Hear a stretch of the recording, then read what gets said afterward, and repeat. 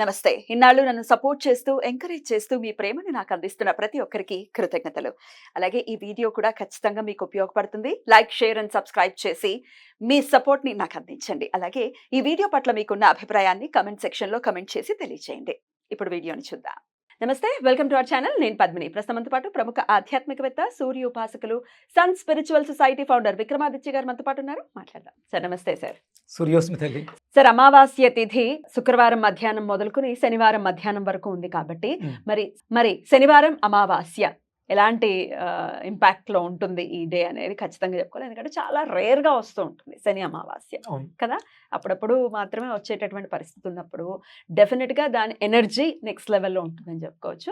మరి ఎటువంటి మన ఈతి బాధల నుంచి బయటపడటం కోసం ఎటువంటి రెమెడీస్ ని ఖచ్చితంగా చేసుకుంటే లేదా ఎటువంటి విధానాన్ని అనుసరిస్తే ఆ రోజు యొక్క పవర్ మనకి వస్తుంది, తద్వారా కష్టాల నుంచి బయటపడచ్చు అంటే ఏం చెప్తారు సార్? ఆ రోజు నక్షత్రం ఏముందమ్మా? మఖా నక్షత్రం. నక్షత్రాధిపతి కేతు. అంటే కేతు నక్షత్రాలన్నీ కూడా మోక్షానికి దగ్గరగా ఉన్నటువంటి నక్షత్రాలు. మోక్షం అంటే ఇంట్రెస్టింగ్ ఉండదు సార్. ఏం కావాలంటే మోక్షం అంటే అంటే ఎలా వస్తుంది మోక్షం నేను చెప్తాను.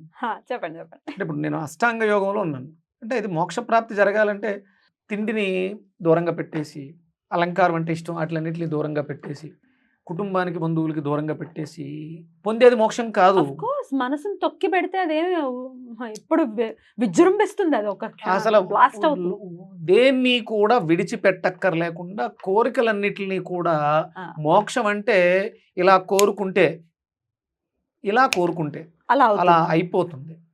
ఆ తర్వాత వచ్చేదే మోక్షం. అంతేగాని జీవితాన్ని త్యాగం చేసి తినవలసిందని అయ్యో వాళ్ళు తింటున్నారు నేను తినలేకపోతున్నానని బాధపడుతూ అవసరం లేదు. అష్టాంగ యోగం సాధన చేస్తే ప్రతిదీ అంటే మోక్షం అంటే ఏంటంటే అనుకున్నవన్నీ కోరికలు నెరవేరిపోతాయి, వాటి మీద వ్యామోహం తీరిపోతుంది. తీరిపోయిన తర్వాత వచ్చేదాన్ని మోక్షం అంటారు. ఈ దేహాన్ని విడిచిపెట్టేసి ఆత్మ మోక్షాన్ని చెందితే ఏంటి లాభం?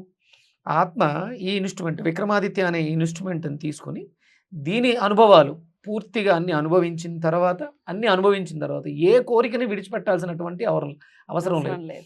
ధర్మార్థ కామ మోక్షాలకు సంబంధించి ధర్మబద్ధమైనటువంటి కోరికలన్నీ నువ్వు అనుభవించవచ్చు. 100% నువ్వు అనుభవించవచ్చు. అనుభవించిన తర్వాత వచ్చేదాన్ని మోక్షం అంటారు.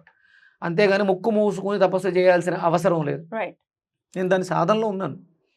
ఇందులో అష్టసిద్ధులు చేకూరుతాయి. నువ్వు కోరుకున్న కోరికలన్నీ ఇలా అనుకుంటే అలా నెరవేరుతాయి. ప్రతిదీ నువ్వు అనుకుంటే వచ్చి తీరుతుంది, అంతే వచ్చి తీరాలి. దాని అద్భుతం. నేను నా ఇంటికి 2013లో అక్కడ ప్రవేశించాను. ఆ ఇంటిని వదలలేకపోతున్నాను. ఎందుకంటే నాకు ప్రతిరోజు కాకులు వచ్చి అడిగి ఆహారాన్ని పట్టుకెళ్తాయి. ఇది ఈ మధ్య చెప్పాను కదా, శ్రావణ మాసం వచ్చిన తర్వాత ప్రతిరోజు కాకి వచ్చి పరమాణాన్ని పట్టుకెళ్తుంది. రోజు స్వీటు. మా కాకులు సాత్వికులు. మా ఇంటి దగ్గర ఒక ఫస్ట్లో 2 ఉండేవి, ఇప్పుడు 6 వస్తున్నాయి. సాత్వికు పెరుగన్నం పెడితే తింటాయి, పెరుగు కలిపినటువంటి అటుకులు పెడితే తింటాయి. ఇప్పుడు పరమాన్నాన్ని కూడా తింటుంది. ఎంత ముచ్చటగా ఉందో ఫోటో పెడతాను, చూపించండి. అంటే ఇప్పుడు ఎందుకు మాట్లాడుతున్నాను అంటే శనికి వాహనం ఎవరమ్మా? కాకి. అంటే కాకబలి అంటారు. మనం చేసేటువంటి భూత యజ్ఞానికి ఈ కాకులు దోహదకారులుగా మనకు ఉపయోగపడతాయి. అవి వచ్చి అడుగుతున్నాయంటే చాలా సంతోషం, నాకు చాలా సంతోషం. అసలు మొన్న అయితే పరమాణాన్ని పెడితే పోటీ పడి వచ్చి అడిగి మరి పరమాణం పెట్టించుకుని తింటున్నాయి.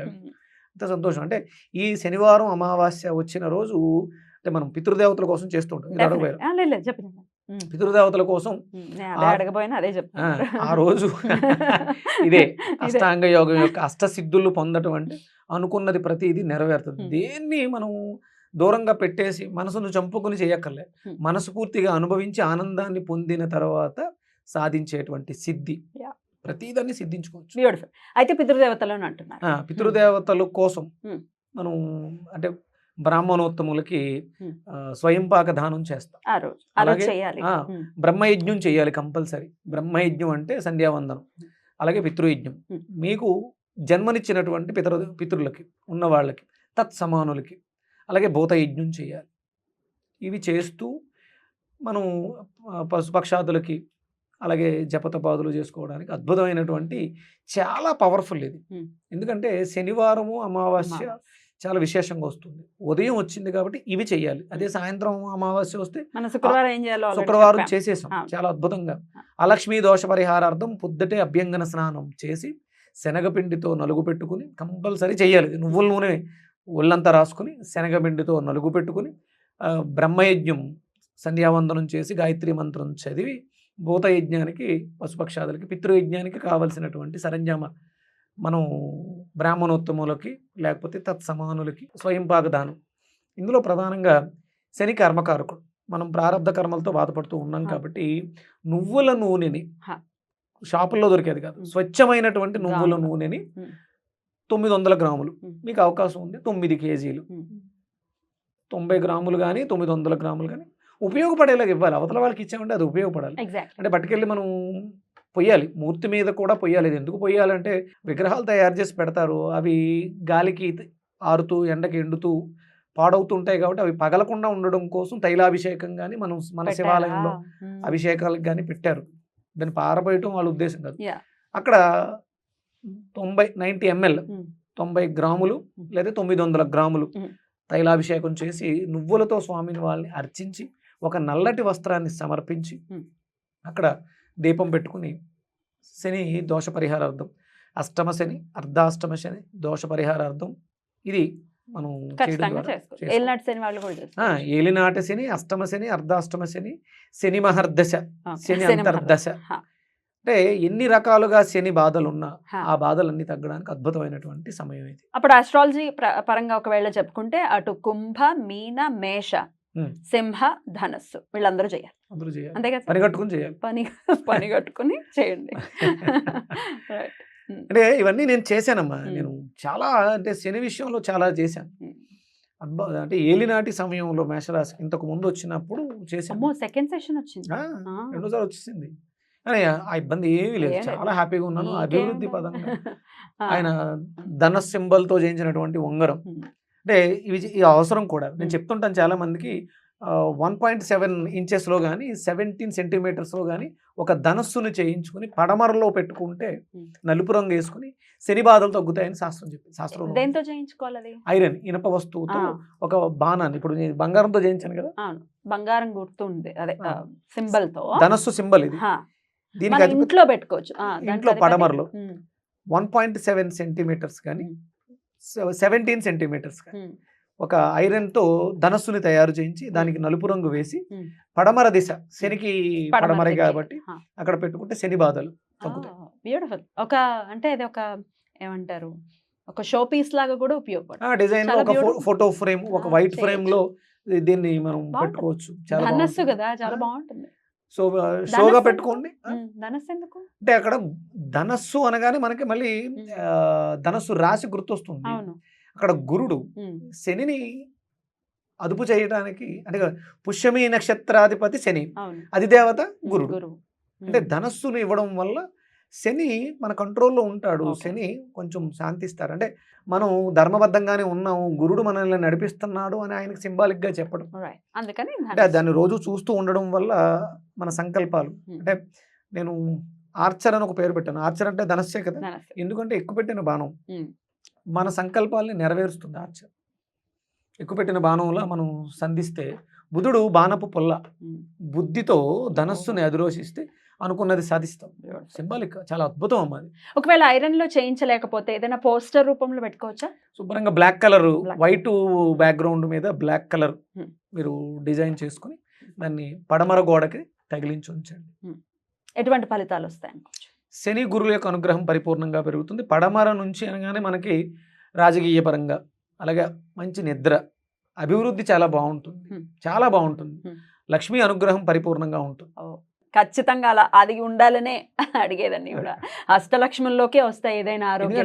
శని యొక్క భార్య అలక్ష్మి, దోషం పరిహారింపబడుతుంది. శని చెప్తారు, ఆవిడని తీసుకెళ్లి కంట్రోల్లో పెట్టి మన జీవితంలో లక్ష్మి రావడానికి ఆయన అనుగ్రహాన్ని ఇస్తారు. ఖచ్చితంగా. ఇక శని అనుగ్రహించడం మొదలు పెడితే ఎంతమంది దేశాలని ఏలుతూ ఉన్నారో మనకు తెలిసిందే. ఆయన అనుగ్రహం ఆ లెవెల్లో ఉంటుంది, నెక్స్ట్ లెవెల్, మన ఊహకు కూడా అందదు. సో ఆయన అనుగ్రహమే ఖచ్చితంగా కావాలి. శని అమావాస్యగా వస్తున్నటువంటి ఈ శ్రావణ అమావాస్యని ఖచ్చితంగా మనకి చెప్పండి ఏదని చెప్పి. శనివారం శమి చెట్టు దగ్గర వీలైతే జమ్మి చెట్టు దగ్గరకు వెళ్ళి శమి శమయతే పాపం శమి శత్రు వినాశనం అర్జునస్య ధనుర్ధారి రామస్య ప్రియదర్శిని. ఇది మనం ఇంతకు ముందు ఎప్పుడు మాట్లాడతాం? దేవీ నవరాత్రి దేవి నవరాత్రిలో మాట్లాడతాం. అవును. మనం అక్కడ కూడా ఒకసారి గుడి దగ్గర మాట్లాడాం కదా, అది గుర్తొచ్చింది నాకు. శమీ సమయతే పాపం శమీ శత్రు వినాశిని అర్జునస్య ధనుర్ధారి రామస్య ప్రియదర్శిని. దేవి నవరాత్రి. అర్జునుడు విలువిద్యలో ఉత్తీర్ణుడు, ఇంకా ఆ. ఆయన మించిన వాడు లేడు అంటారు. ఆ. అంటే ఆ ధనస్సుని అధిరోహించడానికి అర్జునుడికి ఈ మంత్రం చాలా ఉపయోగపడుతుంది. Hmm. ఇంకా అద్భుతాలు నేను చాలా చదివా. అందుకని ఆర్చర్ అనే ఒక ప్రొడక్ట్ కూడా తయారు చేశాను. ఆ ప్రొడక్ట్ పేరే ఆర్చర్, ఎక్కువ పెట్టిన బాణం. ఆ ప్రోడక్ట్ గురించి నెక్స్ట్ తర్వాత మాట్లాడదాం. తప్పకుండా మాట్లాడదాం. బ్యూటిఫుల్ గా తెలియజేశారు సార్. డెఫినెట్ గా ఈ రోజును కూడా మన వాళ్ళు యూటిలైజ్ చేసుకోవాలి. చెప్పాలనుకుంటున్నాను. చెప్పండి సార్. కొబ్బరి పాలుని ఆ. స్వామికి నివేదన చేసి కొబ్బరి పాలు తయారు చేయండి. కొబ్బరి చెప్పని పాలు తీయండి. దాంట్లో కొంచెం నల్లుప్పు, బ్లాక్ సాల్ట్ అంటారు కదా, నలుపుకి అధిపతి ఎవరు? సరే కదా. ఉప్పుకి అధిపతి ఎవరు? మళ్ళీ సేనే. కొబ్బరికాయకి గురువు. గురుడు అధిపతి. వీళ్ళిద్దరు కలయిక. అందుకని కొబ్బరి పాలు తీసి దాంట్లో కొంచెం నల్లుప్పు వేసి కొంచెం కొత్తిమీర వేసి దాన్ని నివేదన చేసి దాన్ని తీర్థం కింద స్వీకరించండి. మీలో అద్భుతమైనటువంటి శక్తి, మీ క్వాలిటీస్ ఉంటాయి కదా మీలో, అవి ఇంప్రూవ్ అవుతాయమ్మా. మంచి పాజిటివ్ క్వాలిటీస్. మీ ఇది మీలో ఉన్నటువంటి ఏ క్వాలిటీస్, మీలో స్పెషల్ ఏదో ఉంటుంది, మీరు ఎందుకో పుట్టారు, మీ లోపల ఉంటుంది, దాన్ని బయటకు తీసి ఇది రెగ్యులర్గా కూడా చేయొచ్చు. ప్రతి శనివారం కూడా కొబ్బరి పాలలో నల్లుప్పు వేసుకొని కొంచెం కొత్తిమీర వేసుకొని తాగండి. శని అనుగ్రహం పరిపూర్ణంగా పెరుగుతుంది. బ్యూటిఫుల్. అలా పెరగాలి, శని అనుగ్రహమే అందరికీ ఉండాలి. ఎందుకంటే కర్మకారకుడు, పనిని ఇవ్వటం ఆయన తర్వాత ఎవరైనా కూడా. పని లేక దశమం యాక్టివ్ అవుతుంది, దశమంతో పాటు లాభ స్థానం కూడా యాక్టివ్ అవుతుంది. పని చేస్తేనే కదా లాభం. 9 భాగ్యం పెరుగుతుంది. 3 10 చేయడం వల్ల 11 వచ్చి 9 మెరుగు అవుతుంది అన్నమాట, భాగ్యం పెరుగుతుంది. చాలా అద్భుతంగా తెలియజేశారు సార్. నెక్స్ట్ వచ్చేది ఇక వినాయక మాసం, అదే భాద్రపద మాసం. వినాయకుడు, వినాయకుడు, విఘ్నాలు లేని నాయకుడు. అసలు ఆయన పైన ఇంకెవరు లేరు, ఆయనకు మించి ఎవరు లేరు. వినాయకుడు, ఎవరూ లేని ఏకైక ఛత్రాధిపతి. మరి భాద్రపద మాసానికి సంబంధించి